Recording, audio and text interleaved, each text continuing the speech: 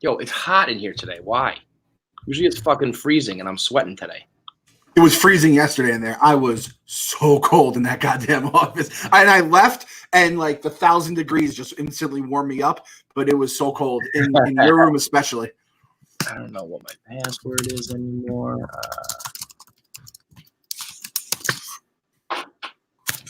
Hang on. Are we live yet? I got to do my login to go live.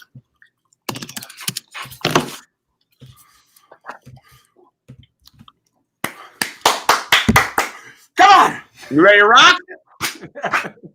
Let's go, Mets! Let's go, Mets! All right, we're here. It is opening day, a day that I admittedly never thought was going to happen. I really never believed we would be here. I'm sweating right now because it's hot in the studio for the first time in like 2 years. I'm eating cookies. I don't have any day game glizzies, but I got these chocolate chip cookies from some bakery that we fucking love, and we're here. I can't believe it. I don't like this no day game dog. Don't be telling me this fucking mere minutes before first pitch. Clem, I've been dealing with a crisis today, all right? If I had my druthers, I would have done nothing but eat hot dogs all day. Instead, I'm becoming a fucking political commentator. Give me a goddamn break, all right? Well, listen, let me tell you about politics. Here are my 3 thoughts. No, fuck that shit. Fuck politics. It's opening day. It's fucking, this is the real shit people Americans should be talking about right now. Opening day, a little fucking distraction from all that. The real soul-sucking, heart-crushing New York Mets baseball. We're here. And obviously a 4-10 start today to kick things off against the Braves. The good news, we'll give you the good news, we'll give you the bad news. The good news, Robinson Cano not batting third, which if he was, I would batting sixth. If he was batting third, I would be ready to bail on Luis Rojas like right away. Because you just can't have that. You can't have a guy catering to the old money and batting a dude who's just not deserving of the 3 spot. So it was just a spring training thing. It was just a get your at-bats in, and we can rest easy that our at least – first bullet dodge to Luis Rojas, not that stupid. Maybe he's stupid in other ways. We'll find out, and I'm sure we will, but not stupid enough to bat Robinson Cano third. That's a plus. This is early, admittedly, very early. We're 0-0 career record for Luis Rojas. I am going to put him as the number 1 manager out of the last 3 managers we've had between him, Carlos Beltran is 2. You got involved in a big trading scandal, and I have to dock like Mike and the Mad Dog, I got to dock points, Mike. I got to dock points for not telling him in the interview that come clean. You got to complete the interview, Mikey. If you can't lie to Jeff Lopon, who can you lie to? So I'm going to give him 2. 3 is Mickey Callaway for being a goddamn boob that drove us all crazy the last 2 years. It's sad, by the way, that you mentioned Mike and the dog, because when the Steve Cohen regime takes over, we will not be hearing the Pope on WFAN to talk about it. It's a wrap for Mikey yet again. His 4th retirement in the last 18 months. But I would hear, that WFAN music hit and Mike talk about Steve Cohen. I'm sure you'll be able to hear him on an app or wherever. But no Steve Cohen talk on the fan is a little bit disappointing. But yeah, okay, I'm on board with your managerial rankings. What's the rest of the lineup here? Let's go through. Yeah, okay, I'm going to go through it. So lead off. All right. Stay with me, all right? Because lead off's Nimmo. And I know you're not a Nimmo guy, but you just have to stay with me. I'm giving him a shot. It's like Frank Ntilikina. Brandon Nimmo's the new Frank Ntilikina for Mets, and he's better than Frank Ntilikina, but he causes a civil war between the fans whenever his name is brought up. Don't tell me that, because Frank Ntilikina is another guy who I'm like, those are guys that Knicks fans have to say are good because we don't actually have any real superstars. He's a decent player, but stop with this idea that he's going to fucking be a Hall of Famer. But I think if you move Nimmo down somehow, some way, the lefty righty of it all, it probably ends up where Cano's batting 3. So whatever. Nimmo 1, McNeil 2, Alonso 3, Conforto 4, Big Swinging Dick Yo 5. Cano trying to get his way back up to the 3-hole 6. JD double Davis, 877 runs now, 7. Ramos 8, Rosario 9. I'll take it. Fucking good. That's the best lineup I can remember. Alonso, Conforto, Cespedes. And I like putting Conforto in between those two so he sees some pitches and he can really blossom. You let Pete do his thing. You let Yo just mash behind everybody. And listen, I'm not a huge Nimmo guy, but I'm not an idiot. I'm not open. I'm not saying, if that guy gets on base like we know he can, he might be perfect in the leadoff. I love McNeil batting 400 in the 2-hole. I mean, that's a good fucking lineup, man. On paper, it's a good lineup. It's the best we've had since that 06-ish era. And even Rosario at 9 as like one of those, number 9 / double leadoff type guy. He was his numbers to end the year last year, like the whole second half, right, were pretty legit. And if he went through that Jamie Lannister period where he had fucking hands of metal that was tough. But if he, as that double leadoff man batting 9 into Nimmo, when you really think of it, once the lineups turn over, when you think of it as Rosario, Nimmo, McNeil, I mean, those 3 in a row, if they get cooking, that the table is going to be set for the squirrel and then the big bats. So runs should be on the board. A lot of numbers should be out there this season. And that's something that, we have to like flip our whole fucking brain here. Like, I have not thought about acquiring pitchers or worrying about who's going to start when. Now, not everyone reached their potential, but it was never like, we got to go get some arms. We've got injuries. We've got shitty back end. We need we don't have anybody really besides DeGrom. So it's back to the old days of hopefully bats and, bats performing, and we cobble it together with the pitching, which I'm happy to go with because we saw how ace pitching doesn't really get the job done. So, let's fucking score runs, but it will be funny. I mean, if Jacob DeGrom goes out there and has 4 or 5 runs of run support, I don't know what to do. I don't know how I'll react. It'll be incredible. This is very much like a WFAN caller kind of thing to say, or even fucking shit, one of the hosts with the way the mic has gone lately. But DeGrom just might lose it. He just might not know how to pitch when he has a 5-0 lead in the top of the second. What if in order to be a Cy Young pitcher, DeGrom needs the pressure? He needs to be perfect. He goes out there I've got a 5-run lead. Let me just start grooving them. Let me just, put the ball in play. And next thing you know, he gives up 6. I'm telling you, that would be the ultimate Mets thing. Jake DeGrom's the guy who can't come unless he has a fucking belt wrapped around his neck and he has fucking veins coming out of his head. He's turning purple. I didn't think I'd be making fucking sex, what is that called? Asphyxiation Jacob DeGrom comparisons before opening day. But here we are, Mets fans. They won them. On opening day, no less. What are we going to be doing come fucking, game 40, game 50? Jesus Christ almighty. So, Jake, everything I hear, everything I've heard, his back is fine, right? It's not really a concern. So I think this is really going to be how many runs do we score?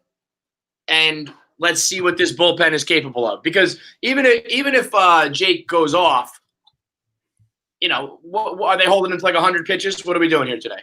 Yeah, so the stat line here, Kyle put it, 6 innings pitched, 5 hits, 0 runs, 10 Ks, 1 walk was last year's opening day start from Jake. So, I'll sign up for that right fucking now, but that also leaves us with 3 full innings of outs that need to be gotten by our mismatched bullpen, which can honestly go either way. I have no fucking clue. The crazy thing is, if our pitching is as suspect as we think it's going to be based on the names that are filling 2 through 5, it could be handled with that fucking bullpen. If that bullpen does bounce back and become this best bullpen that these crazy Fangraph motherfuckers are throwing at it and all this kind of shit. Do you really think that's going to happen? Of course not. Not even in the slightest fashion. Who do you think is going to be good in the bullpen? I say this is going to come off crazy. That one of Familia, Betances, and Diaz will be good. Not great. Good. Okay, so that's all I'm willing to give you. In my mind, there is one good pitcher in that bullpen. It's Seth Lugo. The Puerto Rican is of course. And Seth Lugo's he's just a good pitcher. The rest are complete wild cards. And I think that you'll get one more out of those. So I think you'll have 2 good, hopefully your 8th and 9th guy. And then the rest, I think, is going to be fucking throw slop against the wall and pray. But as long as they're not like the worst pitcher in baseball, it's a win, right? They were like both had like 5 to 6 ERA last year, which is crazy. It's almost like seeing Pete Alonso's numbers, but the polar opposite. Like, how the fuck did we like survive last year? How were we in the pennant race? Right, I know. We should have been like dead fucking last. Holy shit! Oh my god. We can make meaningful September shirts, right? Meaningful games in September. We're locked in. It would be hard goddamn work to not have meaningful September games. Half the fucking league is making the playoffs this year. The 16 team, I understand it for this year. I know exactly what baseball's thinking right now. It's a weird season. If the Yankees and the Dodgers and the Nats, every team that, the defending champs and all these good teams, if those guys stumble out of the gate, baseball's fucked. And they can't have that. They can't have a scenario where, the Yankees get injured and they start slow and they go through a rough patch, as the Yankees tend to do. And this year they don't have the full 162 to also hit their hot patch, their hot streak. I get it, that they're like, we got to find a way to make sure that everybody stays interested, that all the right teams end up making the playoffs. Let's expand the field. Going forward, if you're going to play 162 regular season games and then have half the league make the playoffs, it's fucking insanity. What is the point of playing 162 if then everybody makes the goddamn playoffs? Evan Roberts was tweeting this out. Let me get the exact matchups, because it is fucking ugly, man. Under last the season 16 team playoff format. In 2018, the 108 win Red Sox team would have faced the 89 win Mariners in the first round. I mean, you're talking about a difference of 20 fucking games. And the 91 win Indians would have faced the 78 win Twins.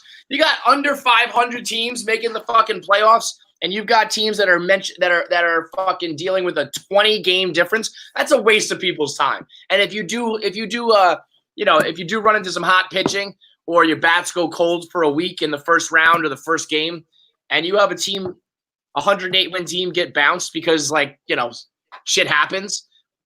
I mean, that's a nightmare. That's ridiculous. You're turning baseball into like hockey in a way where it's just like everyone's in it and anything can happen, which can be exciting, but it's also not after you watch 7 months of baseball and watch a 162 game grind.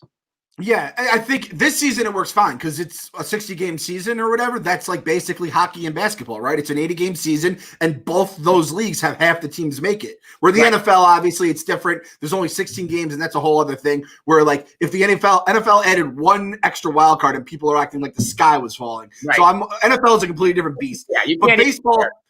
But baseball, like. You do it for this year. I think you almost have to, and I think the money-wise, they have to do it to kind of recoup. Do whatever you have to do to get through this weird season. I personally, I had a Yankee fan of mine, a buddy of mine, who was like, "This season it matters, this and that." I was like, "No, like I don't give a flying fuck who wins it. No one's going to acknowledge a champion. In 20 years from now, when our kids are looking, they'll see it and they're like, oh, blah blah blah, won the 2020 World Series. Everyone who lives will be like, that was bullshit." Well, Yankee fans, of course, are saying this because they're in a position to win it. But I mean. The thing that scares me is baseball. Baseball, the government, everybody is using this opportunity to start new rules and to push fast forward on a lot of different initiatives. I mean, they make more money if they have 16 teams in the playoffs. So they're going to start it this year, and they're going to fucking keep it. They're not. Yeah. They're going to see how much money they make. They're going to see how much fans are interested down to the last. When you have half the league actually interested until the very, very end, and more than half the league. You're going to have like 3/4. Basically, only the teams that really fucking suck are going to lose interest. When they see the ratings and the money and the playoff ticket sales and the playoff TV ratings, I mean, there's no way they go back on this. So get fucking used to it. The DH is here forever. 16 teams is here forever. This is just baseball being like, we're taking the power right now because we can. You took the words right out of my mouth. All the DH fans who are going to then hate this rule are fucking chasing their own tail. It's like, what, you don't like fucking more playoff teams? Everybody, you don't like dramatic shit? Get the fuck out of here. It's basically the same thing mine. DH equals half the goddamn teams making it just because you want to see more teams and more pressure, more playoff games, all that kind of shit. More home runs is like watching more playoff games. It's fucking cool to watch, but it takes away from the sport of baseball and what it's all about. And this will kill like the 7 dinosaur writers that are still like not voting for Jacob deGrom for Cy Young because he doesn't get wins and shit like that. Right. But and it's almost like the commissioner is someone who thinks that the World Series trophy is just a hunk of metal. Oh wait, that's exactly the commissioner we're dealing with. Rob fucking Manfred, a guy who doesn't care less. I said it last night. I guarantee if there was a hidden camera on Rob Manfred, he was watching Netflix on his phone while he was at that Yankees-Nats game because that guy doesn't give a shit about baseball. It's just yo, I got a question. Why on earth do people who cannot throw a baseball agree to throw out the first pitch? What are you doing? Why wouldn't Fauci just say thanks, but no thanks?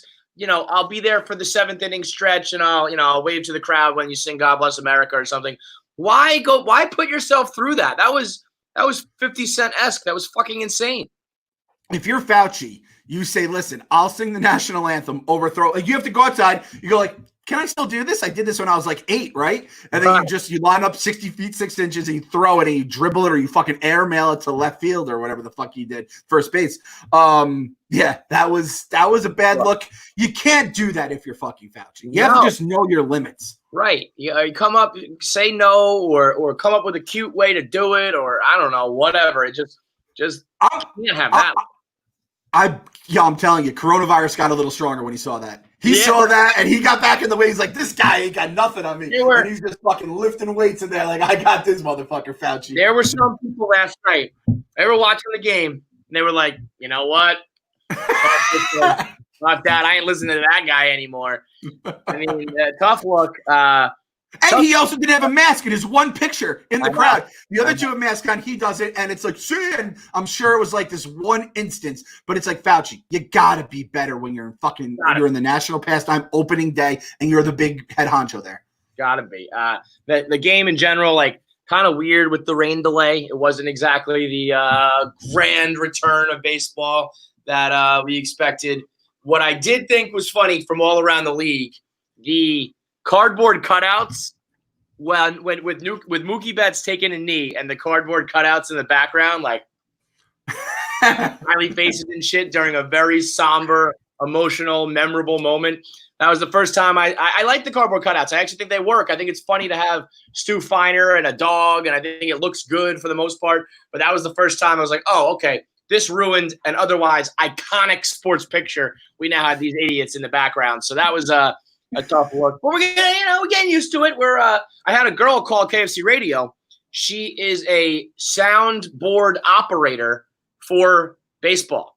So, push the button to make the crowd roar, push the button to make the crowd boo. Because when Clint Frazier hit that ball off of Ricky Two Freds to Saturn, I said, I wonder if the soundboard operator pushes the button that says away team just hit a ball into orbit, because there's got to be, like strikeout, in a big spot. Ooh, like big home run from the opposing teams. Like, you got to have all these things labeled, right? You got to be pushing buttons and pulling levers. So it's going to be a work in progress. We're going to try to feel it all out here. The Mets crowd, it's like, I'm sure like the Yankees, it's like good, really good, great, bad, very bad. The Mets crowd needs to have like 18 different sad noises. It's like Eskimos have all those different words for ice. That's like us. Like it's like, Mr. Met just gave the middle finger. The fucking guy you traded Scott Kazmir for runs off the mound holding his elbow because it just exploded. You need all these different levels of misery. Or Chipper Jones is a fucking cardboard cutout in the goddamn stands. How did we could have gotten there with our Fire Wilpon shirts? These guys didn't check shit. When I saw that the Mets were offering, look at that motherfucker. Look at him, by the way. He looks exactly like his stupid father. Phew. When I saw that the Mets, the report said for like $89, you can have your cardboard cutout in the crowd. And I said to myself, $89, that's fucking nothing. Let's go. But then I was like, it's literally a waste of time and paperwork, particularly for me, probably for all of us. Barstool's not going to get in there. We've been making fun of the Mets too much. We crushed the organization.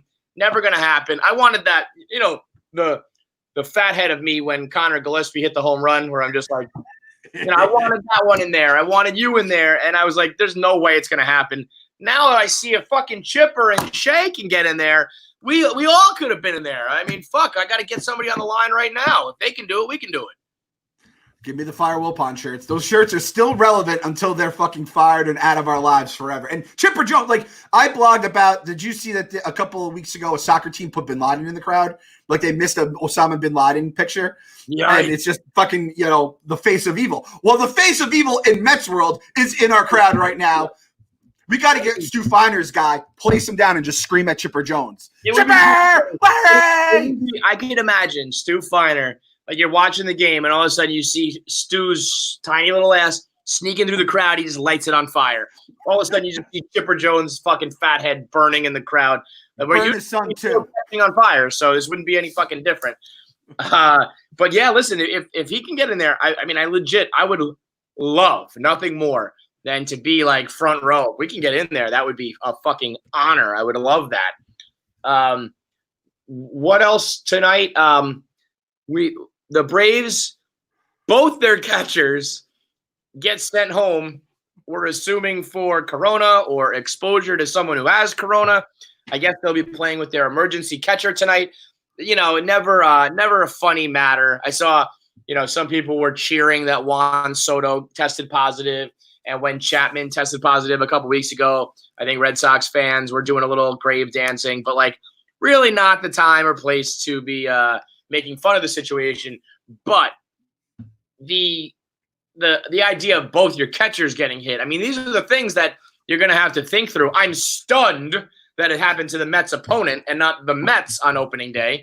But, you lose your catchers, you lose your closer, you lose some of these guys who you really rely upon to do a very specific thing. It's now, luckily, the Mets are almost corona proof because we play everyone out of position. Nobody plays the right position on our team. Everybody just plays wherever we can fucking fit them. So if one guy goes down, we'll put another one in your spot, and it doesn't matter that you're playing out of position because nobody gets to naturally play the field when you play for the Mets. But the Braves, both catchers, is an interesting little wrinkle. Yeah, so they got Alex Jackson and William Contreras being called up. So that is the guy. One of those two will have the game-winning RBI tonight. Just put that in the books now. Shout out Howie for borrowing your phrase there. Yeah, so Tyler Flowers and Darno both had symptoms, and they were sent back to Atlanta. I guess it's negative. And then they also don't have Freddie Freeman, who obviously had COVID, which – the Freddie Freeman story was fucking crazy. He said I had an 104.5 fever, and I prayed to God before I fell asleep that he wouldn't take me. And listen, dude, I don't know about you. I've had my fair share of fevers ever since the kids started bringing shit back into the house, in the last few years, not during this latest thing. Having like 101 fucks you up. You're just completely out of it. When you're a kid, you have 112, and it's like, whatever, you're a little baby. Yeah. When you're an adult and you push over 102, you got up to 105. I mean, I would legit go to the hospital. I don't know, like, good for him for toughing it out. But when you have to say to yourself, like, I hope I wake up. I'm going to close my eyes and hope I wake up. I mean, that is terrifying shit. That's a pro athlete, too. I know. That's like pro athlete. People, like, you got these fucking hillbillies who are like, I'm not afraid of it. And it's like, okay, well, you have diabetes and you drink, like, nothing but fucking sweet tea and eat nothing but, like, fried chicken and grits. And here's a top-tuned professional athlete body, and even he thought he was going to die. Crazy. But, yeah, the Braves are probably more so than anybody have been hit, by corona. So, God damn it, Freeman's playing tonight. That motherfucker. He's back? I thought he was out for at least, like, 3 more fucking days. At least the series he'd be out. I thought that was only like a week. He's breaking the rules. He's fucking suspended. You get him out of here. He's gonna ruin the season. Dude, that's annoying. And so okay. So here's what's gonna happen. Whoever this backup catcher is will get the game tying RBI, and Freddie Freeman will then drive him in for the game winning RBI, and it will be a coronavirus hero story, and it will be Edwin Diaz walking off the mound with his head hung low. That's just how this is going to go. 30 for 30, Freddie Freeman. If he didn't infect Travis Darno, we would have never known who Alex Jackson is, and he became a Hall of fucking Famer starting at Citi Field. I am torn. Like, whoever this catcher is will fill in and be a hero.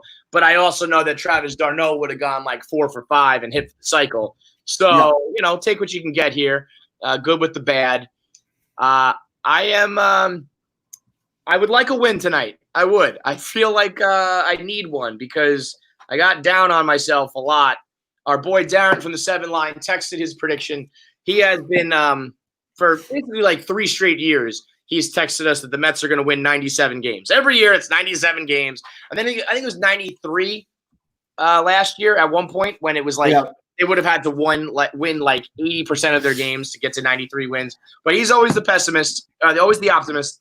He said 37.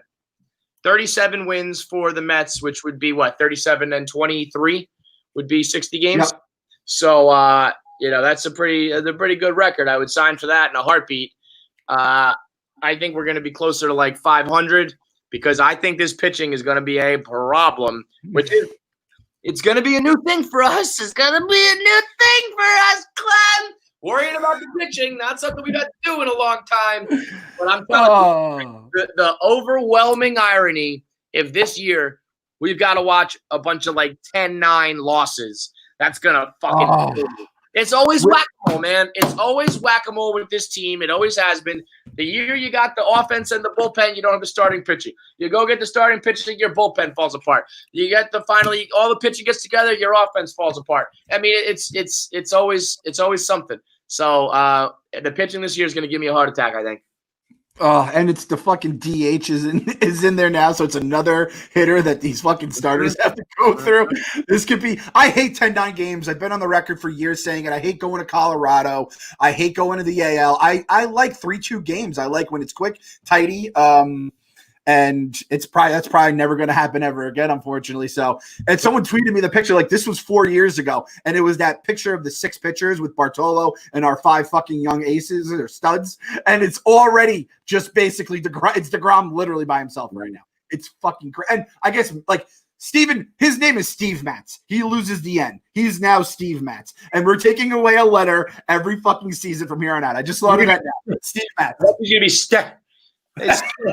I mean, Steve Matz is I've got more hope for Steve Matz than I do for like Waka and Porcello and those guys. Like I feel like we know he's been here. There was a very brief window many years ago where he showed some flashes. Maybe there's no pressure anymore. Maybe it's like just go out there and you could be a back end starter. No one's talking about you being part of the 5 aces anymore. I have hope that he could maybe I mean, I don't even want to say asking someone to be a number 2 is tough. I mean, Stroman's the only guy you can really ask to be like a 2, and I think that's wishful thinking. But at least he's like done it before. He's been good before. Everyone else is a big fat question mark, and it makes me we're gonna be longing for the days of, even though it didn't pan out. At least we always knew we were gonna get something decent with the 5 aces. And we're not going to get it from Matt Harvey because he'll be in Kansas City because the Royals have decided to play like the ultimate villain. I mean, it's definitely like a et tu brute thing. Like that motherfucker going from the, hell no. What was the line? No way. Like, let me get the ball. Let me go back out there. And now he signs with them. It's going to be a weird sight if he makes the team and pitches in the big leagues to see Harvey. Did they get Duda too? Didn't Duda go there like a year ago? He ended up on KC for like a hot minute. I don't know if that's definitely right, but I feel like I remember that being, like a thing. And now, I mean, if Harvey we said this about, people were like, oh, he's going to be great on the Reds. He's going to be great on the Angels. Here it comes. And it's like, no, he's not because he's bad. But if he's contributing in any way wearing a Royals uniform, that's going to piss me off to no fucking end. The 2 guys that and I can't even really blame Harvey. It wasn't his fault that that 9th inning got away from him, but it's like when you say Game 5 World Series, it's Harvey and then it's Duda. Those are the 2 guys that come to mind. You can throw Murph in there and right with the lollipop, all that kind of shit, but it's Harvey and Duda are the 2 guys, and those fucking troll motherfuckers. They're the fucking Chipper Jones of the American League, and it's the goddamn Royals. It's such a nobody team that rose like a phoenix for 2 years and then just disappeared off the face of the earth again. It's unfucking infuriating, man. It's infuriating that they were the ones who we couldn't get over the hump on. If we ran into a AL powerhouse, I'd be okay with it. But it's just they snuck in the same way we were supposed to sneak in and grab one. and we couldn't get it done. But hey, hope springs eternal. It's time for another season. It's going to be the weirdest one. You can guarantee this will be the weirdest baseball season you've ever watched. Guaranteed. Put it in the books. And so we'll let you go now to go over and watch the real pregame so you can hear the wonderful voices of Gary, Keith, and Ron and whatnot. And it's on SNY today, too. It's on ESPN and SNY, which is awesome. Go watch the home broadcast, and we'll be back for a post game. So I'll be doing Friday Night Pints starting at 6 o'clock. If you want to put that on while you watch the ball game, I think depending on the timing, the game might be wrapping up as Friday Night Pints wraps up. So maybe we'll have a little simulcast crossover, and we will be back to discuss the inevitable heartbreaking loss that we're going to suffer right now. Oh God, no! Yeah, it's gonna be an electric chair. This is the first ever electric chair. Friday Night Pints. It's a fucking combination, a mashup of two Barstool franchises here. Please. Best of luck, my friend. Godspeed. Don't do it to me. Don't do it to me. Check out Friday Night Pints on the KFC Radio live feed, and we'll be back for the post game after we put it in the books.